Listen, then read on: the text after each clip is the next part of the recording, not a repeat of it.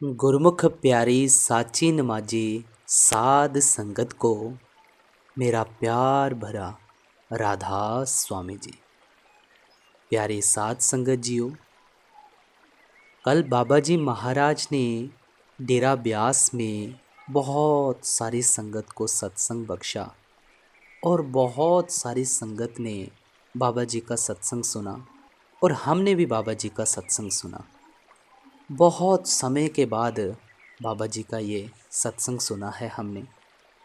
इसका पंजाबी अनुवाद हमने ऑलरेडी सिहाल परमारथ के ऊपर शेयर कर दिया है और ये आप जी को हिंदी की ट्रांसलेशन में सतगुरु मार्ग पे अपलोड किया जा रहा है।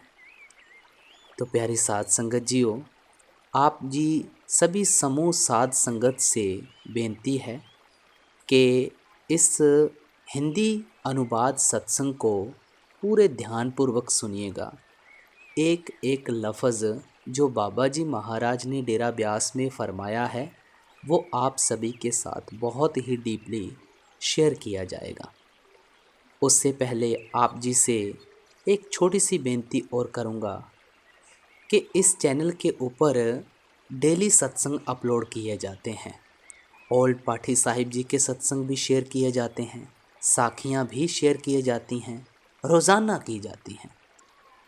तो आप चाहें तो इस चैनल के साथ जुड़ सकते हैं। जुड़ना कैसे है? सब्सक्राइब कर दें और ऑल नोटिफिकेशन बेल ज़रूर प्रेस कर दें ताकि आप रोज़ाना के सत्संग मिस ना कर सकें। तो कल बाबा जी महाराज ने सत्संग किया और कल बाबा जी जब स्टेज के ऊपर आ रहे थे तो बड़ा ही प्यारा शब्द चला हुआ था। शब्द कौन सा था? देहो दर्श सुख दातिया। और इस शब्द के चलते चलते बाबा जी ने संगत के ऊपर दृष्टि डाली और उसके बाद पाठी जी को शब्द पढ़ने का हुक्म दिया गया।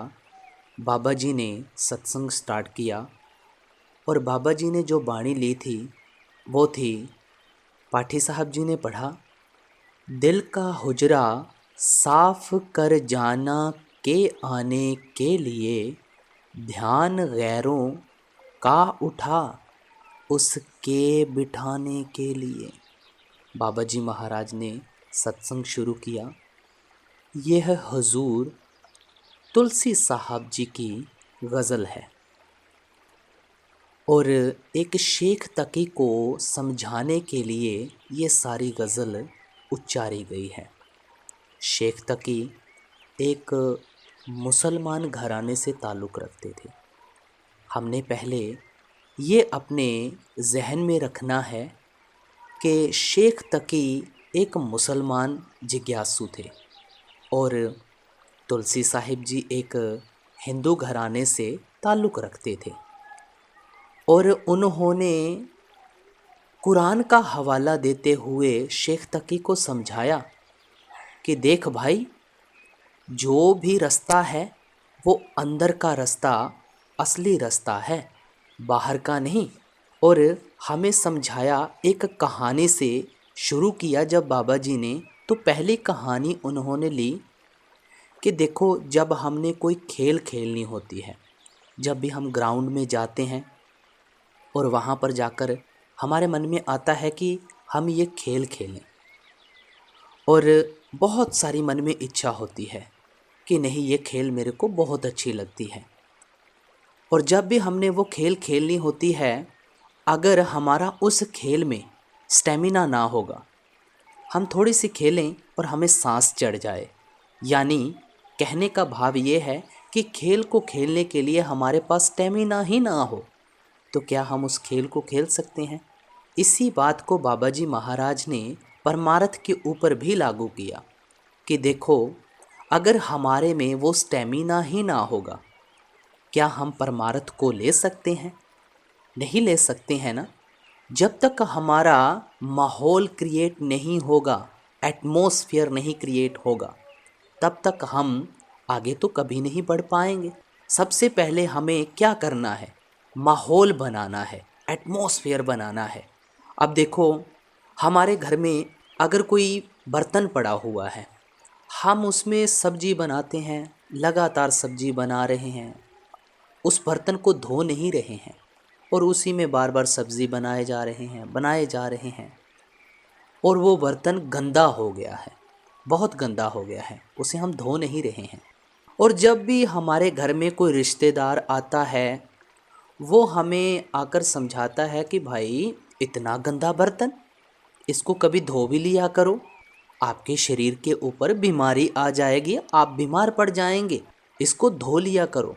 और उस बर्तन को जब धोना शुरू करते हैं तो उसकी चमक नहीं निकलती है, और जब हम लगातार उसको रगड़ते जाते हैं, उसकी थोड़ी सी चमक हमें दिखना शुरू होती है। और हम अगर हार मान के बैठ जाएं तो वो बर्तन गंदा का गंदा ही रह जाएगा, चमक उसकी नहीं आएगी।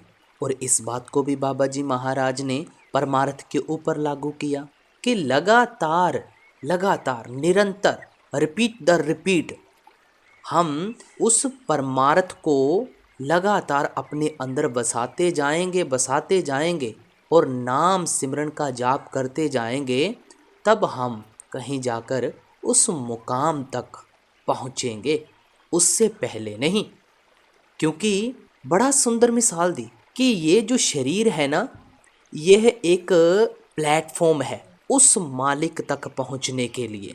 हमें मालिक ने बहुत उत्तम जामा दिया है, ये इंसान जून दी है, हमें बहुत बख्शिश की है मालिक ने। उसकी बख्शिश की तो कोई कमी है नहीं, उसकी तरफ से कोई कमी नहीं है, कमी सिर्फ हमारी तरफ से है। बाबा जी महाराज ने बाणी का लफ्ज़ उचारा, 184 जून सवाई, मानस को प्रभ दी वड्याई, इस पौड़ी ते जो नर चूकै, सो आए जाए दुख पाएदा। इंसान जून सबसे उत्तम जून है, इंसान जून। बाकी तो सब भोग जूनियाँ है ना, इंसान ही है एक जो कर्म जून है। देखो, हम ना स्टेप दर स्टेप ये जितनी भी जूने हैं ये छोड़कर आए हैं, उसके बाद जाकर कहीं हम ये इंसान देह में आए हैं। सारी की सारी हमने ये भुगती हैं। कभी हम पशु बने हैं, कभी पक्षी बने हैं, कभी पेड़ बने हैं, कभी पौधे बने हैं। ना जाने हम कौन कौन सी जूने भुगत कर आए हैं, तब जाकर कहीं हमें ये इंसान देह मिली है। और इंसान को तो विवेक की ताकत भी तो दी हुई है, हमने इसका इस्तेमाल करना है। जब तक हम इसका इस्तेमाल नहीं करेंगे तो इंसान देह का फ़ायदा क्या है। बाकी तो सब रिएक्ट करती हैं, एक इंसान देह ही है जिसको विवेक की ताकत दी हुई है, और हमने इसका पूरे तरीके से लाहा लेना है। हमने अपनी ज़रूरतों को आगे रखा हुआ है, बात सिर्फ इतनी है, हमने अपनी ज़रूरतों को आगे रखा हुआ है। मालिक की भक्ति इस जन्म में ही हो सकती है और किसी भी जन्म में नहीं हो सकती। अगर आप ये सोचो कि नहीं चलो कोई बात नहीं, इस जन्म में नहीं हुई मालिक की भक्ति, अगले जन्म में कर लेंगे, भाई 184 जोन सबाई, मानस को प्रभ दी वड्याई, इस पौड़ी ते जो नर चूकै, सो आए जाए दुख पाएदा। बेनती की ना कि 84 लाख योनों का हमें पहले गेड़ घूमना पड़ेगा, फिर उसके बाद जाकर हमें कहीं मानस देह मिलेगी। तो क्यों ना, अगर हमें ये मानस देह मिली है तो इसका हम फ़ायदा उठाएं ना। हमें तो बाबा जी महाराज ने समझाने की तो कोई कसर छोड़ी नहीं है। हम कोई भी बात को कल या परसों के ऊपर छोड़ देते हैं। देखो भाई, ना तो कल आएगा ना परसों आएगा। अगर हमारे अंदर विचार कोई उत्पन्न हुआ है तो अभी इसी वक्त बैठ जाओ और इस चीज़ का पूरा पूरा फ़ायदा लो, क्योंकि कल नहीं आएगा। आप जी ने वो मिसाल सुनी होगी, कल का नाम काल। जो करना है आज से शुरू करना है, क्योंकि जन्म जन्म की इस मन को मल लागी, काला होया स्या। जन्मों जन्मों की मैल इस मन के ऊपर चढ़ी हुई है। मालिक ने हमें बहुत मौके दिए हैं, लेकिन हमने उन मौक़ों का फ़ायदा नहीं उठाया है। अब अगर हमें कोई मौका दिया है, यानी इंसान दे दी है ना, तो इसका हमने बड़ा ही अच्छे तरीके से फ़ायदा लेना है। इंसान कर्मों के दायरे में आ गया है। ये कर्मों के दायरे से ऐसे तो निकल नहीं सकता है। कर्मों के दायरे से कैसे निकला जा सकता है? सिर्फ एक नाम की कमाई करके, शब्द की कमाई करके। हम कर्म पे कर्म, कर्म पे कर्म कर रहे हैं और हमें नहीं पता कौन सा कर्म हमारे लिए अच्छा है, कौन सा हमारे लिए बुरा है। लेकिन हमें इस चीज़ की पहचान तब तक नहीं होगी जब तक हम अंतर्मुख नहीं होंगे। जिस दिन हम अंतर्मुख होकर उस लज्जत को चखेंगे, तब जाकर कहीं बात बनेगी। अब बाबा जी महाराज ने आगे फरमाया, मन तु ज्योत स्वरूप है, अपना मूल पहचान। हमने अंदर जाके अपने असली स्वरूप को पहचानना है। आगे फरमाया, आत्म में राम, राम में आत्म, चिन्हस गुर विचारा। बहुत बार ये बाणी उच्चारी जाती है सत्संगों में। हुजूर जी की बाणियों में भी आपने कई बार सुना होगा इस बाणी की मिसाल को। हमेशा बाबा जी महाराज फरमाते हैं अपने मुख से, आत्म में राम, राम में आत्म, चिन्हस गुर विचारा। कहने का भाव ये है कि देखो, आत्मा में परमात्मा है, परमात्मा में आत्मा है, लेकिन इस भेद को कोई कोई जान सका है, सब नहीं। अब देखो बाबा जी महाराज ने यहाँ पर परमात्मा का लफ्ज़ यूज़ किया ना, तो इसकी बाबा जी ने पूरी डेफिनेशन भी समझाई। इसका अर्थार्थ निकाला कि देखो परमात्मा का अर्थ क्या है। परम आत्मा, कि जब हमारी आत्मा उस परमात्मा के साथ जुड़ जाएगी, तब हमें परम का ज्ञान हो जाएगा। हम अगर लाख बार भी ये कहते रहें कि हमें असलियत का पता नहीं लगा, असलियत का पता नहीं लगा, हम कैसे मालिक की भक्ति करें, ना जाने कौन कौन से सवाल हमारे मन में उत्पन्न हो जाते हैं। लेकिन कहने का भाव ये है कि जिस व्यक्ति ने शहद को चखा ही नहीं, वो उस स्वाद को कैसे बयान कर सकता है।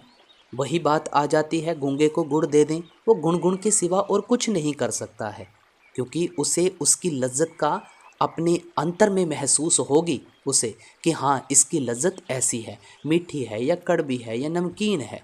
ऐसे ही भाई, जब तक हम चखेंगे नहीं, तब तक हमें इन चीज़ों के बारे में नहीं पता लगेगा। अब देखो बाबा जी महाराज ने फरमाया कि दिल का हुजरा साफ कर। उस मालिक की भक्ति करने के लिए अपने इस दिल के हुजरे को साफ करना है। उस मालिक को जहाँ बिठाना है, उसे बिल्कुल साफ रखना है। अब बाबा जी महाराज जब इस मिसाल के ऊपर आए, वैसे तो ये आम सत्संग में फरमाई भी जाती है कि देखो, आप सोचते होंगे कि रिश्तेदारियाँ, ये रिश्तेदारी निभा लेते हैं, वो रिश्तेदारी निभा लेते हैं। ठीक है भाई, जिम्मेवारियाँ हैं, सब निभानी हैं, लेकिन इन्हीं के साथ जुड़कर नहीं रह जाना है। कुछ वक्त के लिए हमें जो ये जिम्मेवारी मिली है ना, इसको हमने निभाना है, लेकिन इनके साथ नहीं जुड़कर रहना है, क्योंकि यहाँ पर सब मीठे ठग हैं। बाबा जी महाराज हमेशा हुजूर जी की मिसाल लेते हैं कि हुजूर जी फरमाया करते थे कि डाकू कौन है जो बंदूक की नोक हमारी छाती के ऊपर रखकर हमसे सब कुछ लूट कर ले जाए, और चोर कौन है जो घर में सामान पड़ा हुआ है चोरी चोरी सब कुछ लेके चला जाए, और ठग कौन है जो मीठी मीठी बातें करता है, मीठी मीठी बातों में उलझाकर हमारे माइंड को पजल कर देता है और हमसे हमारा जो भी कुछ होता है, हमारे इमोशंस, हमारी फीलिंग सब हर्ट कर देता है। उसे कहते हैं मीठा ठग। क्योंकि सब गर्जों के रिश्ते हैं, सब मीठे ठग हैं। यहाँ कोई नहीं बनने वाला है, कोई नहीं बनेगा। बनेगा सिर्फ एक बनेगा, वो कौन? मालिक। अब बाबा जी महाराज अक्सर फरमाते हैं, राम ग्यो रावण ग्यो, जाको बहु परिवार। सब तो चले गए, यहाँ कोई रहा? रावण कितना बड़ा टीकाकार पंडित था, रामचंद्र जी भी आए, यहाँ पर कोई रहा? देह तो सबको त्यागनी पड़ी ना। और रहा कौन है? नाम रह्यो, साधु रह्यो, रह्यो गुरु गोविंद। उसने ही हमारे साथ जाना है, और तो कोई साथ जाने वाला है नहीं। अब यहाँ पर एक कहने को बात कह दें कि अगर आपका अंत समय आए तो आप किसी को पुकारो कि भाई चल मेरे साथ चल, तो क्या आपके साथ कोई चलेगा? कोई नहीं चलेगा भाई, हमारे साथ सिर्फ नाम जाएगा, नाम जो हमने जपा होगा, क्योंकि उस घर में सिर्फ नाम की पहचान होती है भाई, और तो कोई पहचान नहीं होती है। और उसके बाद बाबा जी ने बड़ा ही बारीकी के साथ धर्म स्थानों के बारे में समझाया कि हम क्या करते हैं। धर्म स्थानों के ऊपर जाते हैं, मंदिर में चले गए, घंटा खड़काया और उसके बाद प्रसाद लिया, कार्यवाही पूरी की और घर को आ गए। क्या हमारी भक्ति वहाँ तक ही थी कि हम कार्यवाही पूरी करने जाते हैं? धर्म स्थानों का मकसद किसी न किसी महापुरुष के साथ जुड़ा हुआ है और महापुरुषों ने बाणियाँ भी उच्चारण की हैं। हम उनके ऊपर तो अमल करते नहीं हैं। क्या करते हैं? धर्म स्थानों के ऊपर जाते हैं, कार्यवाही पूरी करते हैं, घंटा खड़काते हैं, प्रसाद लेते हैं, चलो जी हमारा मकसद पूरा हो गया। क्या आपका मकसद यहाँ तक ही था? भाई जब तक आप अंतर्मुख होकर उस नाम की भक्ति के साथ नहीं जुड़ेंगे, यहाँ सब फिजूल है, कुछ नहीं पल्ले पड़ने वाला। बच्चे की मिसाल के साथ समझाते हैं, बच्चों की तरह समझाते हैं हमेशा बाबा जी कि देखो अगर कोई बच्चा स्कूल जाए, वैसे ही स्कूल के चक्कर काट के आ जाए, टाइम वेस्ट करके आ जाए और पढ़े ना, तो क्या वो पास हो पाएगा? फेल ही होगा ना, क्योंकि उसने पढ़ा तो है नहीं। ऐसा ही कुछ हाल हमारा है। हम भी आते हैं, सत्संग सुनते हैं, पल्ले कुछ बांधते नहीं हैं, और जो चीज़ हमें अमल में लानी चाहिए वो हम अमल में लाते नहीं हैं। कार्यवाही पूरी करते हैं, लो जी यहाँ पर पूरियाँ खाई, चले गए। ऐसा ही कुछ हाल है ना। हमने मालिक को तो विसार के रखा हुआ है। यहाँ पर बाबा जी महाराज फरमाते हैं कि सब कुछ अपना एक राम पर आया, कि जिस चीज़ के लिए हमें वक्त निकालना चाहिए उस चीज़ के लिए हमारे पास क्या वक्त नहीं है, और जिन चीज़ों के लिए हमें वक्त नहीं चाहिए उन सभी के लिए हमारे पास वक्त ही वक्त है। ओ भाई सब कुछ अपना एक राम पर आया, जिसने सब कुछ दिया है, जो आगे भी देगा, जो देने वाला है, उसको हम याद नहीं कर रहे हैं। कितनी बड़ी हमारी ये मूर्खता है। ज्ञान ध्यान धुन जानिए, अकथ कहावे सोए, बाणी वज्जी चौं जुगी, सच्चो सच सुनाए।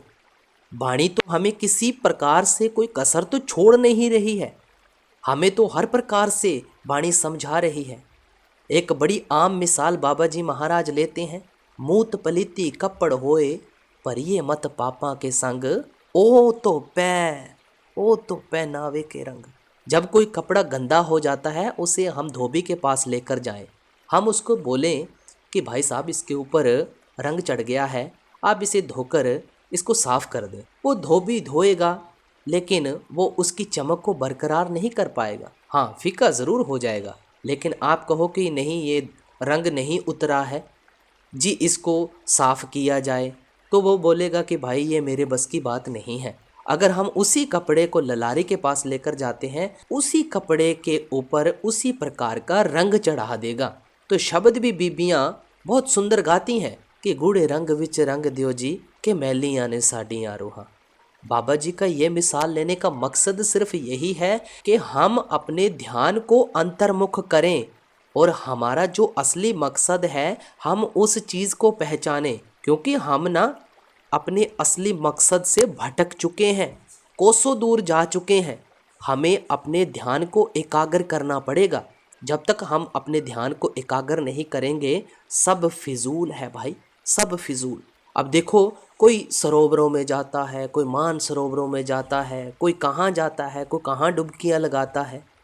सच्चा तीर्थ कहाँ है, सच्चा सरोवर कहाँ है?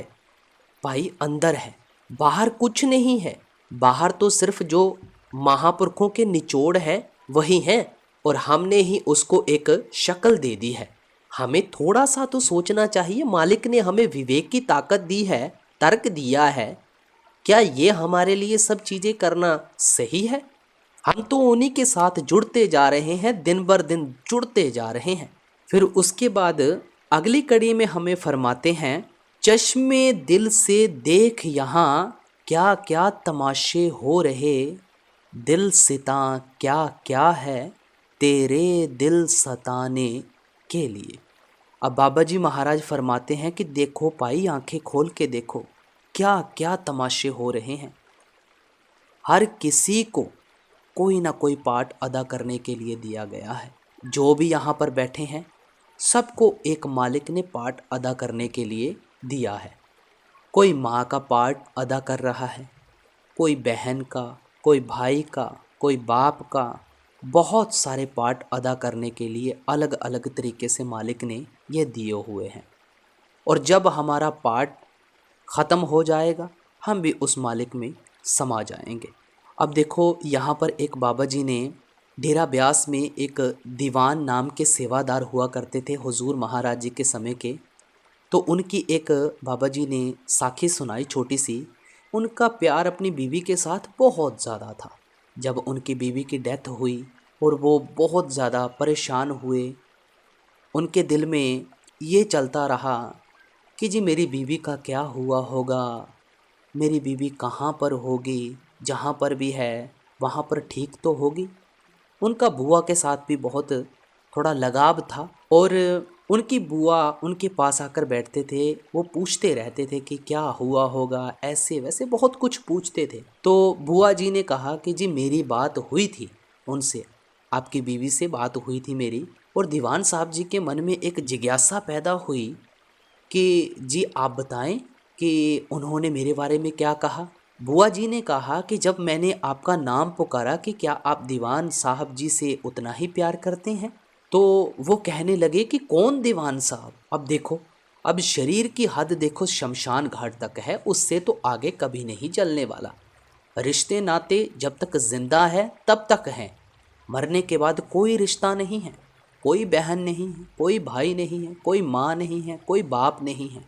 मरने के बाद सब खत्म हो जाता है। ये सिर्फ जीते जी के हैं जो झमेले हैं। हमारे मन में बहुत सारे विचार चलते हैं। विचार क्यों चलते हैं भाई? देखो, सब कुछ हुक्मी आमदा सब कुछ हुक्मी जाए, जे को मूर्ख आपे जाने अंधा अंध कमाए।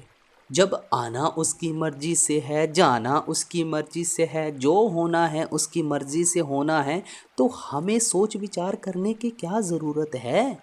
मालिक को हमने विसारना नहीं है, मालिक को हमने हर पल हर श्वास याद रखना है। हुजूर जी एक बाप और बेटे की भी मिसाल दिया करते थे। क्या फरमाते थे कि देखो, एक बाप और बेटा जब मेले में जाते हैं, बहुत सुंदर मेला लगा हुआ भरा पड़ा है और बेटे ने बाप की उंगली पकड़ी हुई है। अब देखो, जब तक तो उसने उंगली पकड़ी हुई है तब तक तो उसको वो रंग तमाशे सारे अच्छे लगते हैं, बहुत खुशी मनाता है। उसी मेले में अगर बाप की उंगली छूट जाए तो वही रंग तमाशे उसे फीके लगने लग जाते हैं। तो यहाँ पर भी हमें विचार करना चाहिए कि हमने क्या अपने बाप की उंगली पकड़ी है। थोड़ा सा विचार करें। अगर हमने अपने बाप की उंगली पकड़ी है, हम अपने बाप का कहना मानते हैं।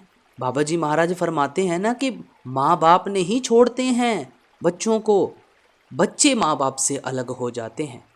अब ये बात देखो कहाँ पर फरमाई जाती है कि हम ही दूर हुए बैठे हैं, मालिक ने हमें विसारा नहीं है, हमने मालिक को विसार दिया है। यहाँ पर एक वाणी की मिसाल ली बाबा जी ने। बाबा जगफाथा महाजाल गुर प्रसादी उबरे सच्चा नाम संभाल। बाबा जी महाराज ने फरमाया, नाम से ये सारी सृष्टि बनी है, नाम से। अगर नाम बिसर गया ना तो यहाँ पर तबाही मच जाएगी, प्रलय आ जाएगी यहाँ पर। और सबसे पहले हमारा काम क्या बनता है, हमने क्या करना है? पहले हमने इन सभी झमेलों से बाहर निकलना है।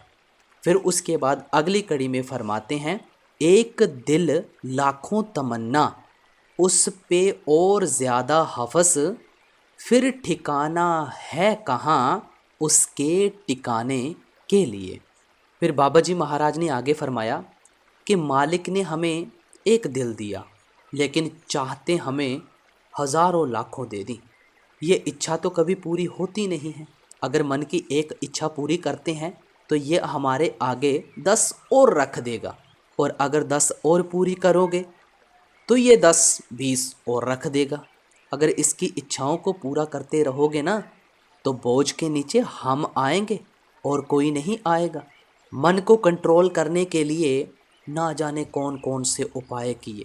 ऋषि मुनियों ने घर बार छोड़ दिए, ना जाने कौन कौन से तरीके अपनाए, अपना घर छोड़ा, बाहर का खाया, उनके कर्म भी ले लिए, ना जाने क्या क्या किया। वो सबसे बड़ी, सबसे उत्तम युक्ति कौन सी है? नाम की युक्ति है भाई। आजकल तो पता नहीं कौन कौन सी फिलोसफियाँ अपनाई जा रही हैं, कोई किसी से ले रहा है, कोई किसी को दे रहा है, बस यही चला हुआ है। लेकिन जो असली रास्ता है उसे कोई नहीं नज़र रख रहा है। हमने असली उसके ऊपर नज़र रखनी है जो हमारा असली मुकाम है। अब बाबा जी महाराज ने यहाँ फरमाया कि देखो, आप सोचते हैं कि हमारा मन एक इच्छा आगे रखता है, दूसरा मन कहता है कि ये भी इच्छा पूरी कर लें, ये भी इच्छा पूरी कर लें। क्या हमारे अंदर अलग अलग मन है? एक या दो या चार मन है? भाई नहीं, मन एक ही है। कबीर साहिब ने फरमाया है, कबीर मन तो एक है, भावें जहाँ मर्जी लगाए, भावें गुर की भक्ति कर, भावें विषय कमाए। वही बात, वही बेनती की कि मन को आगे रख के जो करोगे ना, उसके बोझ के नीचे आप आओगे ही आओगे। एक अलेक्जेंडर बादशाह की कहानी हमेशा समझाते हैं कि उन्होंने क्या क्या नहीं किया। क्या उनका मन वश में आ गया? बड़े बड़े राजा महाराजा रुल गए, मिट्टी पलीत हो गई उनकी।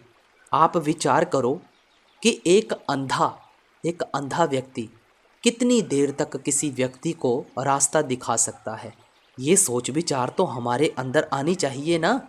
फिर उसके बाद अगली कड़ी में फरमाते हैं, नकली मंदिर मस्जिदों में जाए सद अफसोस है, कुदरती मस्जिद का साकिन दुख उठाने के लिए। अब यहाँ पर नकली मंदिर लफ्ज़ इस्तेमाल कर रहे हैं। अगर ये लफ्ज़ इस्तेमाल किया है नकली मंदिर, तो क्या कोई असली भी होगा? हमें फरमाते हैं कि भाई देखो, मंदिर का अगर हम पूरा अर्थ निकालें, मंदिर का क्या अर्थ है? मन के अंदर। इसको हमने शॉर्ट कर दिया मंदिर। और गुरुद्वारे का असली अर्थ क्या है? उसको हम शॉर्ट में कर देते हैं गुरु का द्वारा। क्या हम इसको नज़र में रखते हैं? मंदिर का क्या अर्थ है? मन के अंदर। क्या हम अंदर जाते हैं? अंदर तो हम जाते नहीं हैं, जो भी करते हैं सब बाहर ही करते हैं। इंसान को अंदर जाने का वक़्त नहीं मिला, बस बाहर के मंदिर खड़े कर दिए। इंसान को अंदर जाने का वक़्त ही नहीं मिला, इसलिए बाहर मंदिर बनवा दिए। हर किसी चीज़ का किसी न किसी चीज़ से संबंध जुड़ा हुआ है। जैसे हम रसोई में जाते हैं तो रसोई का क्या ताल्लुक़ है? हमारा खाने पीने के साथ है, रोटी बनाने के साथ है, सब्जी बनाने के साथ है, उसका ताल्लुक़ उसके साथ जुड़ा हुआ है। और जब हम कोई काम करते हैं उसका ताल्लुक़ हमारे ऑफिस के साथ जुड़ा हुआ है। हर किसी चीज़ का किसी न किसी चीज़ से ताल्लुक़ जुड़ा हुआ है। और मंदिर का भी हमारे मन के साथ जुड़ा हुआ है कि हम मंदिर में जाकर उस एटमॉस्फेयर को अपने अंदर बसा के मालिक की भक्ति में बैठें। हम क्या करते हैं? बस वही बात बेनती की कि घंटा खड़काते हैं, प्रसाद लेते हैं, कार्यवाही पूरी करते हैं और आ जाते हैं। क्या ऐसे मालिक मिलेगा? वो नहीं पाई। अंतर्मुख होना है हमने। ज्ञान ध्यान तुन जानिए, अकथ कहावे सोए। पहले बेनती की, सारा रास्ता जितना भी है वो बाहर का नहीं है, अंदर का रास्ता है। बाहर का ज्ञान लेकर आप गुणी ज्ञानी अपने आप को समझने लग जाते हैं। जब आप सरोवरों पर जाते हैं, सरोवरों का मकसद क्या था?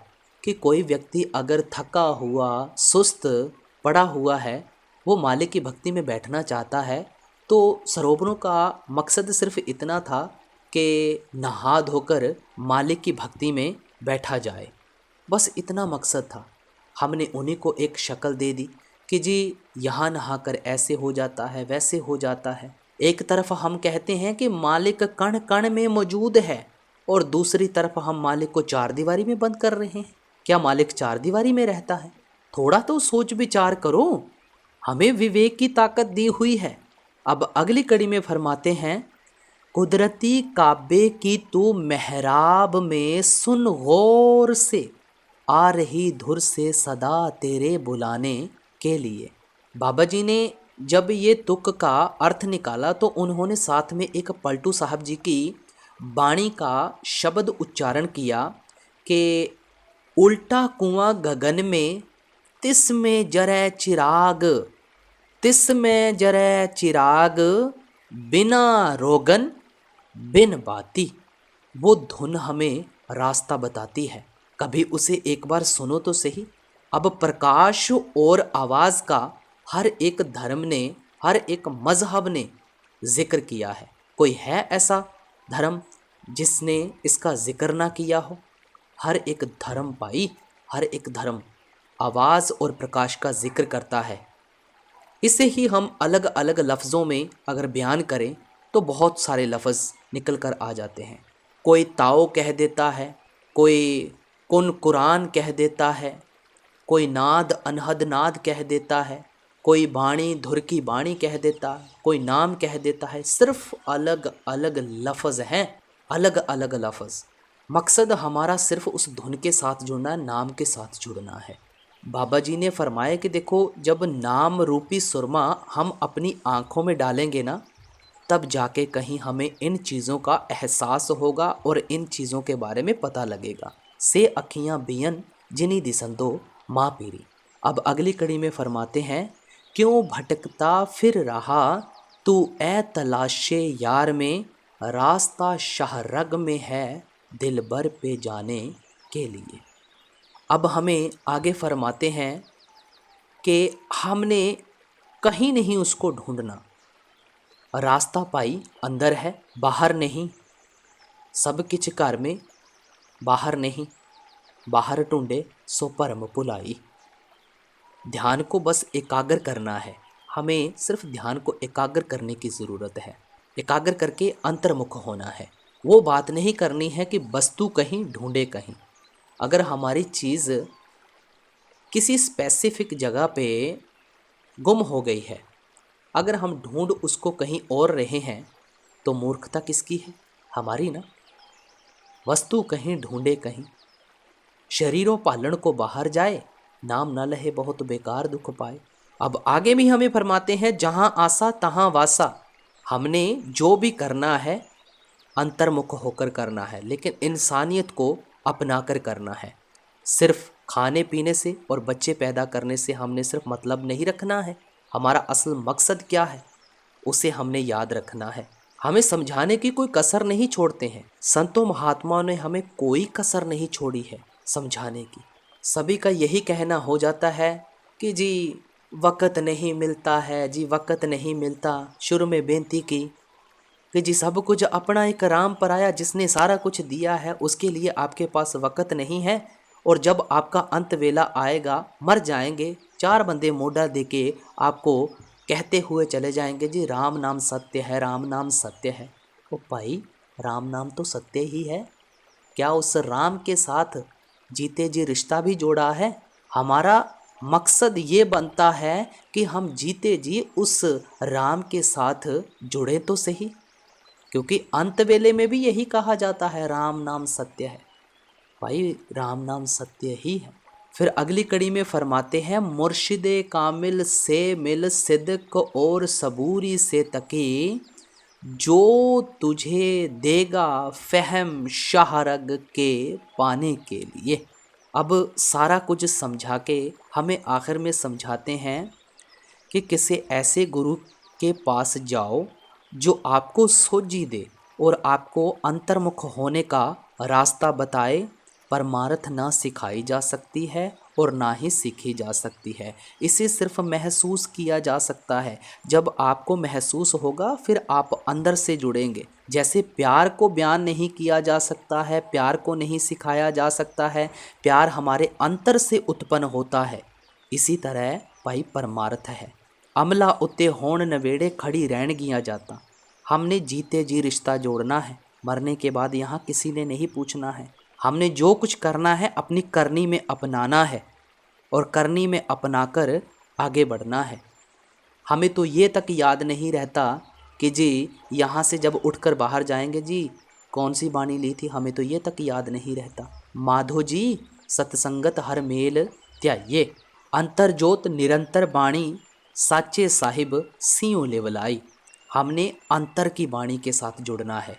अब अंत की कड़ियों में हम समझाते हैं, गोशे बातिन हो कुशादा, जो करे कुछ दिन अमल, ला इल्ला अल्लाहु अकबर पे जाने के लिए।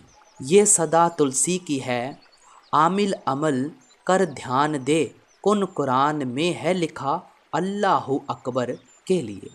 अब देखो, शुरू में बेनती क्या की कि देखो तुलसी साहिब जी हिंदू घराने से ताल्लुक़ रखते थे और शेख तकी एक मुसलमान घराने से ताल्लुक़ रखते थे।